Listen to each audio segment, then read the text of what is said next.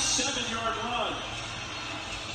Hey everybody, welcome back to Lit Medallion. So today's a preview video of what I think to look for when Western Kentucky comes into the Alamo Dome to take on our Roadrunners.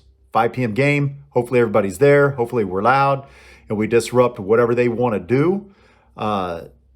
Here's all I know is Western Kentucky is 3-2. They've lost some tough games and they've won some pretty decent games. Now their big game was beating FIU 73-0. So how do we look at that game going forward? How do we look at it compared to our Roadrunners? Well, I think a lot of the metrics that we see and we look at as fans, as analysts, I'm not an analyst, I'm just a fan, right? Is skewing Western Kentucky's chances against us in favor. For some reason, they have like a 54% chance of winning this game to our 45%. We're at home. We went to Middle Tennessee State and put it on Middle Tennessee State. Yes, I know the game was close, right? And it ended up closer than it should have been, but we put it on them. Don't think we didn't.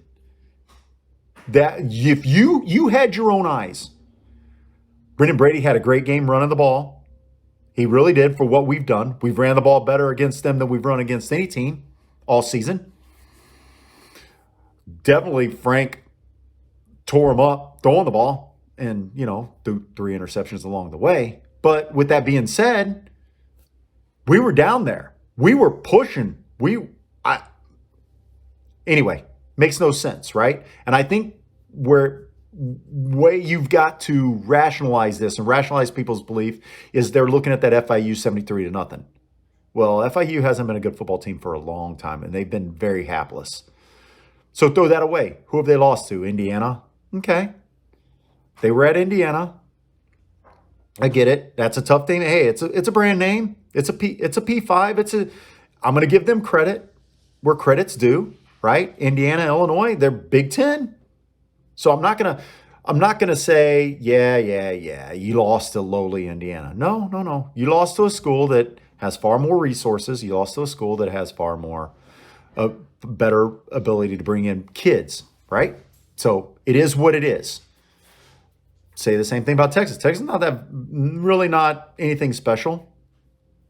We lost to Texas. So let's call it even, right? But have they beaten anybody that is tough? I'm not so sure they have. Now, we struggled with Army. Army's not having that great of a season this year. But we learned how to beat the triple option. And we took everything the triple option had and we came down and we won on the road, right? We went on the road and beat Middle Tennessee State. And like I said, your eyes and my eyes, I said we'd win by 10. And the stats clearly show that we had no problem moving the ball against Middle Tennessee State.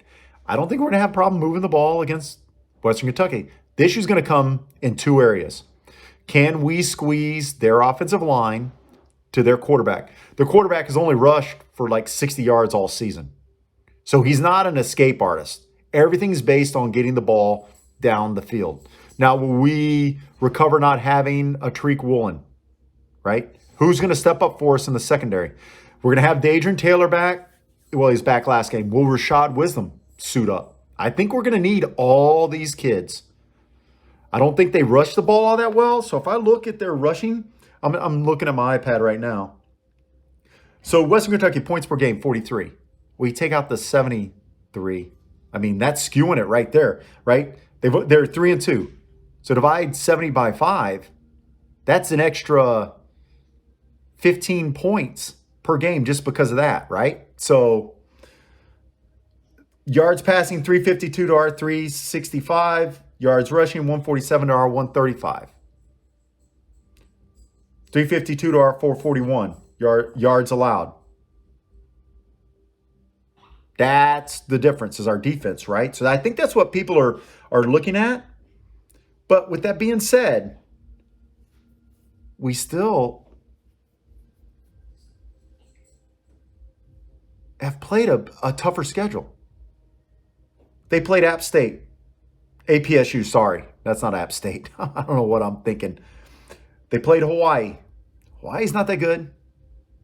They lost to Indiana. They lost to Troy. I would say Houston, Army, Texas, our first 3 games are far more difficult than their first 3 games. And then you throw in Middle Tennessee State, who laid it on Miami. Laid it on Miami. Miami wasn't even in that game. So I think it's going to come down to, can our defensive line squeeze the line of scrimmage on that quarterback, disrupt passing lanes, and can we establish the run? Either be it Frank or Brendan and Treylon. Now, we know there's nothing special, and I'm being dead serious when I say this. We think about who they played. Troy's not prolific on offense, right?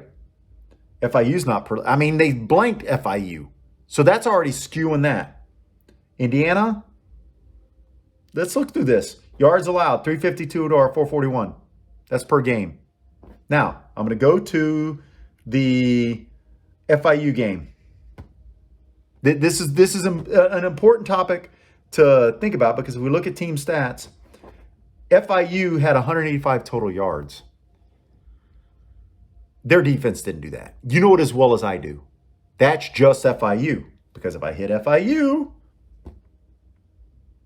let's look at their stats. Boom. Rushing. Let's see. Do this really quick. Rushing yards. Team leaders, 100. Passing yards, they've only thrown for 663 passing yards all season. That's it. Rushed for 132 yards all season. 247 is their 663 passing yards all season. So that's not, I mean, you tell me. That's a good way to skew your offense, your defensive stats. They have not been stressed by an offense, so they're going to be stressed by us. Does that mean it's going to be easy? Absolutely not. You don't think they want that revenge on us? You don't think they have something special coming at us? Of course they do. They want revenge for those 2 losses last year. They want revenge for not hoisting that trophy. They want it bad, right? And they would love nothing better than to get the inside track for the conference championship game by beating us. Now, here's the best part about this. Western Kentucky, UAB, and UTSA are supposedly the 3 front runners. We're 1-0. I think they're 1-0. I could be wrong. They might be 2-0 by now. I think, yeah, because I could be wrong. Doesn't matter. If we beat them, then that gives us a leg up in the head-to-head, right? We might end up with the same thing, same record, but if we have the head-to-head, that means we host. UAB lost to Rice. Now, could Rice be on the uptake?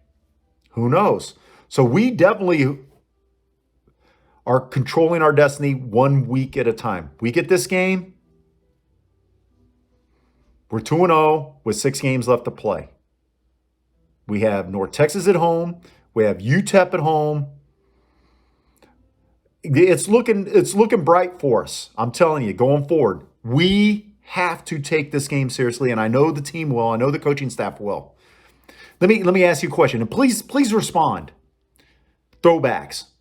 Do you think we call 1 or 2? What's the over/under? Is it 1.5 for a throwback or a double pass?